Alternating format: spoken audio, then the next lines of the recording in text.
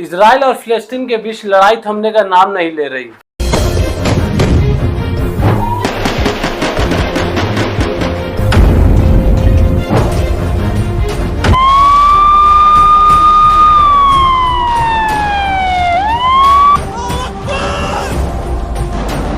आखिर क्या वजह है दोनों देश में टकराव की और कैसे एक देश के अंदर दूसरे देश को इस्टेब्लिश किया गया, ये सब जानने के लिए हमें समय में थोड़ा पीछे जाना होगा। साल 1560 से 400 इयर्स तक ओटोमन एम्पायर पैलेस्टीन पर राज किया। ओटोमन एम्पायर के अंदर जूइश, पैलेस्टीन और ईसाई तीनों ही रिलीजन मिलजुल कर रह रहे थे।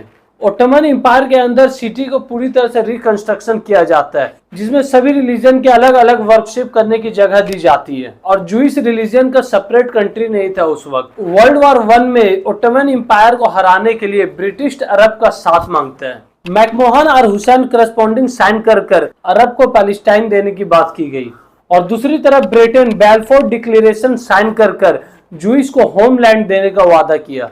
और इसी बीच ब्रिटेन और फ्रांस स्काईपोर्ट एग्रीमेंट साइन करती है। इस एग्रीमेंट के दौरान वार के बाद मिडिल ईस्ट को 2 हिस्से में डिवाइड कर दिया गया। वर्ल्ड वॉर 1 में ओटोमन एम्पायर की पूरी तरह से हार होती है और पैलेस्टाइन पर ब्रिटेन का कंट्रोल होता है।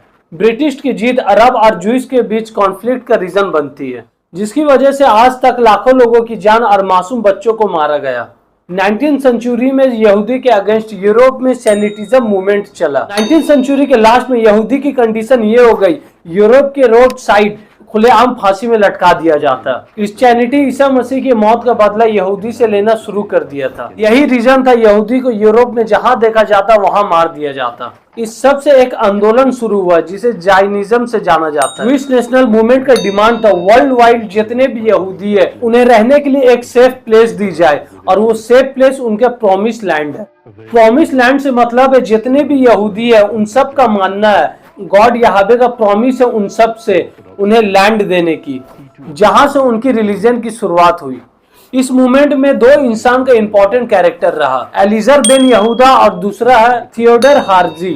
थियोडर हार्जी एक ऑर्गेनाइजेशन बनाता है जिससे दुनिया भर के यहूदी इस ऑर्गेनाइजेशन में हिस्सा लेते हैं। इसी में एक एंथीम चुना गया जो आज के टाइम में इजराइल का नेशनल एंथीम है। दुनिया भर से जूस को एकजुट कर पैलेस्टीन में ले जाकर बसाने की डिसीजन थियोडर हेर्जी की थी। जायनिज्म को आग देने का काम करती है हिटलर की लीडरशिप। हिटलर को कुछ खासी दुश्मनी थी यहूदी से। इस टाइम पीरियड में जो कुछ भी जूस के साथ हुआ वो आज तक किसी भी रिलीजन के साथ नहीं हुआ। जर्मनी में नाजीवाद शुरू होने से 6 मिलियन यहूदी को शूट कर और पॉइजनस गैस देकर मार दिया गया, जो कि total number of juice population का 2/3 पार्ट है।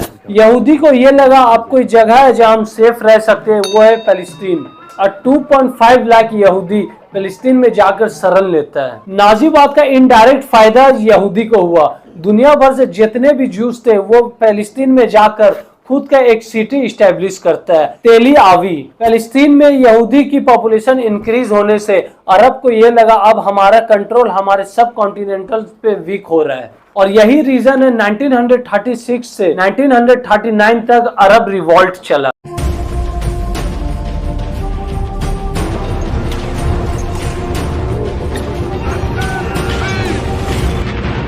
जिसमें हजारों की संख्या में जूइश, मुस्लिम और ईसाई की मौत हुई।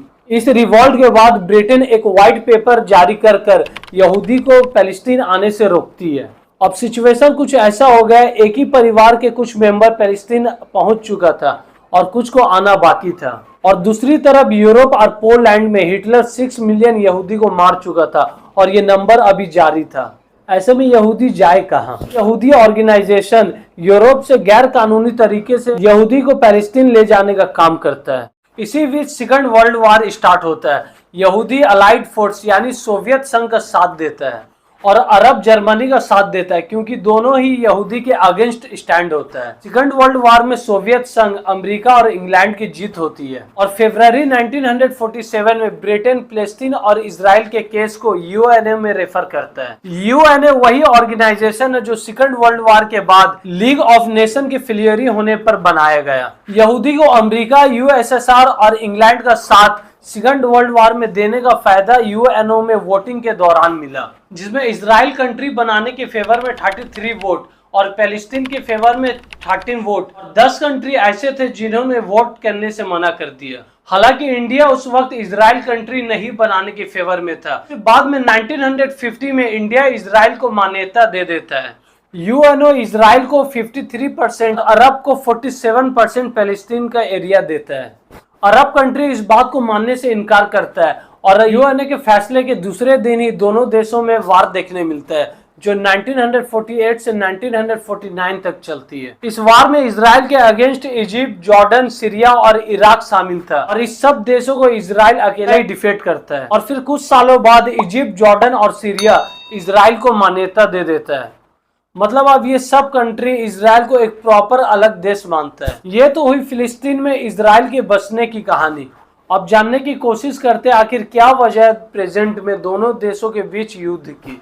इस्लाम में एक पैगंबर का बहुत बड़ा इंपॉर्टेंट है जिनका नाम है हजरत मूसा अलैहिस्सलाम, और यहूदी रिलीजन में भी हजरत मूसा का बहुत बड़ा इंपॉर्टेंस है। यहूदी इन्हें मोसेस कहकर प्रे करते हैं। यहूदी रिलीजन का मानना है हजरत मूसा को गॉड की तरफ से 10 कमिटमेंट मिला और उस 10 कमिटमेंट को एक प्लेट में उतार कर एक वुडन बॉक्स में रखा गया और ये बॉक्स यहूदी रिलीजन में बहुत पवित्र माना गया। हजरत मूसा के बाद किंग सुलेमान इस बॉक्स को एक टेम्पल माउंट बनवाकर उसमें रखते हैं और इस प्लेस को Holi of the holy place माना गया। साल 1556 में बेबीलोन जोरलिज्म पर अटैक करता है और इस माउंट टेम्पल को पूरी तरह से खत्म कर देता है। ये वही टाइम पीरियड था जब इंडिया में बुद्ध और महावीर का ओरिजिन हो रहा था।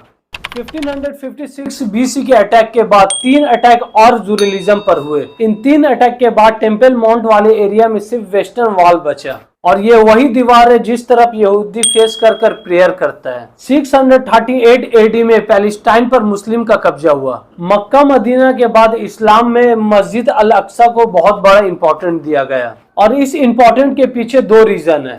मक्का मदीना से पहले दुनिया भर में जितने भी मुस्लिम कम्युनिटी है वो मस्जिद अल-अक्सा की तरफ फेस कर नमाज पढ़ा करते थे और प्रॉफिट मोहम्मद भी इस मस्जिद में नमाज पढ़ते और अपने जीवन का कुछ समय इस मस्जिद में ही बिताए।